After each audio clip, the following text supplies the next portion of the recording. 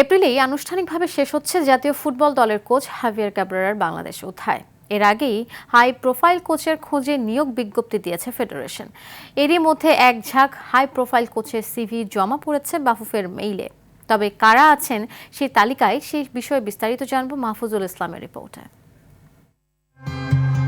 হামজা চৌধুরীর আগমনে পাল্টে যাওয়া বাংলাদেশ জাতীয় দল এখন দক্ষিণ এশিয়ার ফুটবলের ব্র্যান্ড। কাবরেরা অধ্যায় শেষে এখন হামজা জামালদের নতুন ওস্তাদের খোঁজে বাফুফে। নিয়োগ বিজ্ঞপ্তি দেওয়ার পর থেকেই সরগরম এশিয়ার ফুটবল কোচদের বাজার। জানা গেছে এক ঝাঁক হাই প্রোফাইল কোচের জীবন বৃত্তান্ত জমা পড়েছে বাফুফের কাছে।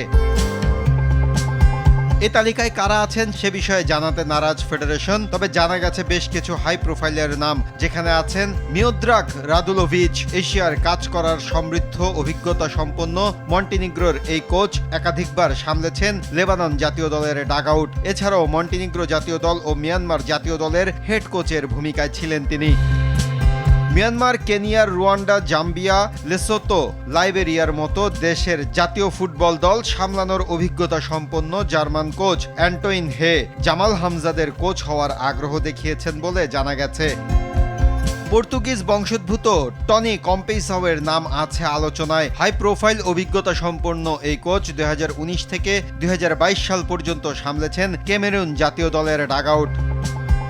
জার্মান ফুটবল পাওয়ার বরুশিয়া ডর্টমুন্ডের সাবেক তারকা বার্ন্ড স্টর্ক আছেন লাল সবুজের হেড কোচ হবার তালিকায়। আগ্রহ দেখিয়েছেন অভিজ্ঞ এই কোচ। হাঙ্গেরি জাতীয় ফুটবল দলের হেড কোচ হিসেবে কাজ করার অভিজ্ঞতা আছে তার। আছে কাজাখস্তান জাতীয় দলের হেড কোচ হিসেবে কাজ করার অভিজ্ঞতা।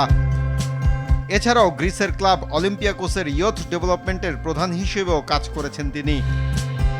গুঞ্জন আছে বাংলাদেশের বেশ কয়েকজন কোচও আছে আগ্রহীর তালিকায়। জুলফিকার মাহমুদ ও মারুফুল হককে নিয়ে গুঞ্জন আছে ফুটবল পাড়ায়। নারী ফুটবল দলের হেড কোচ পিটার বাটলারও আছেন এই তালিকায়। তবে তিনি আবেদন করেছেন কিনা সে বিষয়ে কিছু জানা যায়নি।